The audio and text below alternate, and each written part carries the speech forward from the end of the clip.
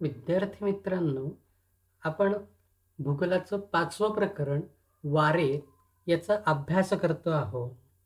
याच्या अगोदरच्या व्हिडिओमध्ये आपण वाऱ्याची निर्मिती कशी होते व पृथ्वीवर जे वायुदाब पट्टे आहेत त्यांची माहिती आपण करून घेतली. आज आपण वारा जो आहे या वाऱ्यांचे प्रकार आपण बघणार आहोत. वाऱ्याची वाहण्याची दिशा, कालावधी, वाऱ्यांनी व्यापलेला प्रदेश आणि हवेची स्थिती यावरून वाऱ्यांचे 3 प्रकार पडत असतात. पहिला प्रकार आहे ग्रहीय वारे, दुसरा प्रकार आहे स्थानिक वारे, तिसरा प्रकार आहे हंगामी वारे. या तीनही प्रकारांची माहिती आपण क्रमाक्रमाने करून घेणार आहोत. पहिले सुरुवातीला आपण बघू ग्रहीय वारे. ग्रहीय वारे म्हणजे काय? पृथ्वीवर जास्त दाबाच्या पट्ट्याकडून कमी दाबाच्या पट्ट्यांकडे वर्षभर नियमित वाहणाऱ्या वाऱ्यांना ग्रहीय वारे असे म्हटले जाते. हे वारे पृथ्वीचे विस्तीर्ण क्षेत्र व्यापत असल्यामुळे या वाऱ्यांना ग्रहीय वारे असे म्हणतात. विस्तीर्ण क्षेत्र म्हणजे व्यापक क्षेत्र, बरेचसे क्षेत्र. ग्रहीय वारे जे आहेत या ग्रहीय वाऱ्यांचे प्रामुख्याने 3 उपप्रकार पडतात. पहिला प्रकार आहेत पूर्वीय वारे, दुसरा प्रकार आहेत पश्चिमी वारे आणि तिसरा प्रकार आहेत ध्रुवीय वारे. या तिन्ही वाऱ्यांची आपण माहिती घेणार आहोत. सुरुवातीला पहिले आपण बघणार आहोत पूर्वीय वारे. पूर्वीय वारे म्हणजे काय? तर पूर्वीय वारे म्हणजे दोनही गोलार्धांमध्ये 25 अंश ते 35 अंश अक्षवृत्ताच्या दरम्यान असलेल्या मध्य अक्षवृत्तीय जास्त दाबाच्या पट्ट्याकडून विषुववृत्तीय कमी दाबाच्या पट्ट्याकडे वाहणाऱ्या वाऱ्यांना पूर्वीय वारे असे म्हणतात. बघा, आपल्याकडे आकृती दिली आहे. आकृती क्रमांक 5.3. विद्यार्थी मित्रांनो, दोनही गोलार्धांमध्ये 25 अंश ते 35 अंश इथे आपल्याला दिसतोय. 25 अंश ते 35 अंश उत्तर गोलार्धात आणि 25 अंश ते 35 अंश दक्षिण गोलार्धामध्ये मध्य अक्षवृत्तीय जास्त दाबाचा पट्टा आहे. या जास्त दाबाचा हा जो पट्टा आहे, या जास्त दाबाच्या पट्ट्याकडून विषुववृत्तीय कमी दाबाच्या पट्ट्याकडे हे जे वारे वाहत येत आहेत, या वाऱ्यांना म्हटलं जात असतं पूर्वीय वारे. पूर्वीच्या काळी या वाऱ्यांचा उपयोग व्यापारासाठी होत असे, म्हणून त्यांना व्यापारी वारे असेही म्हटले जाते. पृथ्वीच्या परिवलनाचा या वाऱ्यांवर परिणाम होऊन त्यांची मूळ दिशा बदलते व ते वारे उत्तर गोलार्धामध्ये ईशान्येकडून नैऋत्येकडे वाहू लागतात. म्हणून या वाऱ्यांना ईशान्य व्यापारी वारे असे म्हणतात. बघा, या ठिकाणी ईशान्येकडून हे वारे जात आहेत नैऋत्येकडे, म्हणून या वाऱ्यांना ईशान्य व्यापारी वारे असे म्हटले जाते. तर दक्षिण गोलार्धामध्ये आग्नेय दिशेकडून वायव्य दिशेकडे हे वारे जात असतात, म्हणून यांना आग्नेय व्यापारी वारे असं देखील म्हटलं जात असतं. हे दोनही वारे विषुववृत्ताजवळील हवेच्या शांत पट्ट्याजवळ एकत्र येऊन मिळतात. इथे हा विषुववृत्ताचा कमी दाबाचा शांत पट्टा आहे. हे दोघी वारे जे आहेत ते या भागामध्ये एकत्र येतात आणि शांत होतात. दुसरा प्रकार बघणार आहोत आपण आता, पश्चिमी वारे. पश्चिमी वारे म्हणजे काय?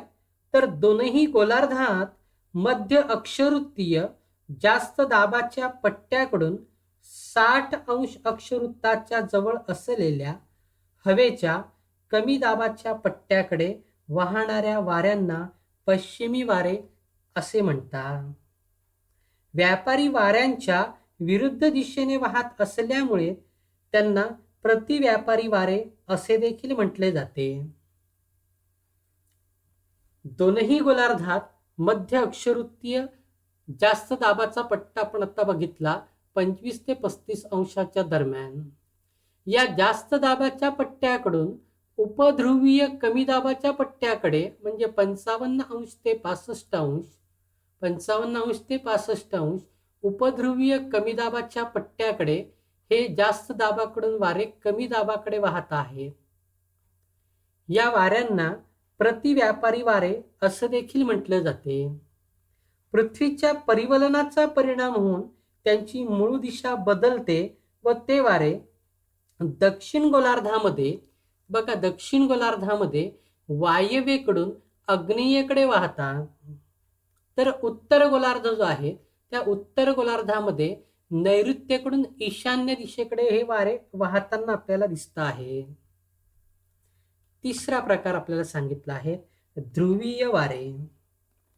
दोनही गोलार्धांमध्ये ध्रुवीय जास्त दाबाच्या पट्ट्याकडून उपध्रुवीय कमी दाबाच्या पट्ट्याकडे म्हणजे 55 अंश ते 65 अंशाच्या दरम्यान जे वारे वाहतात त्यांना ध्रुवीय वारे असे म्हणतात.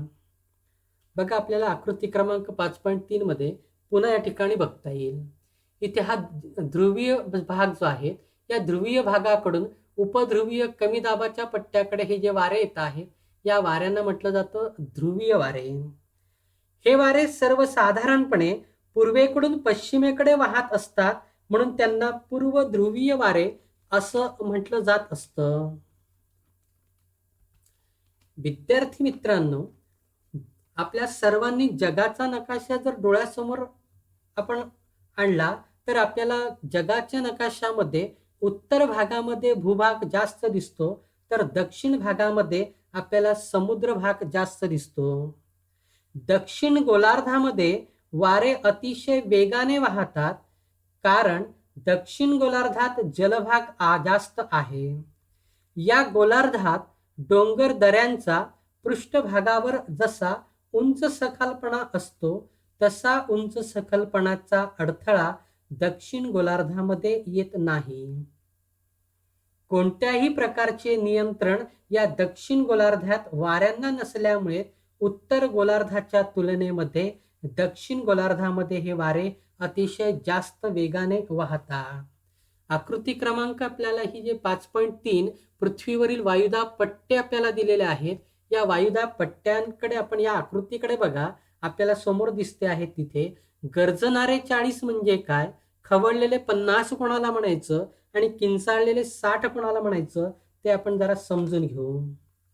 बघा या ठिकाणी दक्षिण गोलार्धामध्ये 40 अंश दक्षिण अक्षांशाच्या पलीकडे हे वारे अतिशय वेगाने वाहत असतात. म्हणजे गर्जणारे वारे जे आहे हे ग्रही वारे अतिशय वेगाने वाहत असतात म्हणून या भागात या वारांना गर्जणारे 40 असं म्हणतात. 35 अंशाच्या पुढे ही हिरवी रंगाची आपल्याला जी रेषा दिसते आहे ते आहे 40 अंश अक्षवृत्त. हे अक्षवृत्त ओलांडल्यानंतर हे वारे अतिशय वेगाने वाहतात आणि या भागात कुठलाही अडथळा या वाऱ्यांना येत नाही म्हणून अशा वाऱ्यांना गर्जणारे 40 असं म्हणतात. तर लाल रंगाची जी रेषा दिसते आहे ते आहेत 50 अंश अक्षवृत्त.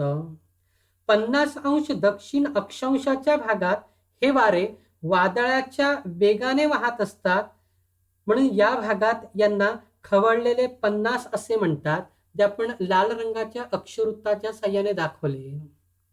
त्यानंतर तिसरा भाग दिला आपल्याला किंचाळणारे 60 पिवळ्या रंगाच्या रेषेने. पिवळ्या रंगाची रेषा म्हणजे 60 अंश अक्षवृत्त. 60 अंश दक्षिण अक्षांशाच्या भोवती वारे वादळाच्या वेगाबरोबरच प्रचंड आवाज करत वाहतात म्हणून त्यांना किंचाळणारे 60 असे देखील म्हटले जाते. असे गर्जणारे 40, खवळलेले 50 आणि किंचाळणारे 60 वारे आपल्याला सांगता येतील. विद्यार्थी मित्रांनो, उत्तर गोलार्धात 40 अंश, 50 अंश आणि 60 अंश अक्षांशाच्या भागात वाऱ्याचे स्वरूप असे का आढळत नाहीत तर याचं उत्तर आपल्याला देता येईल उत्तर गोलार्धामध्ये भूपृष्ठाचा. पुढील व्हिडिओमध्ये आपण या ठिकाणी वाऱ्यांचा म्हणजे ग्रही वाऱ्यांचा दुसरा प्रकार बघणार आहोत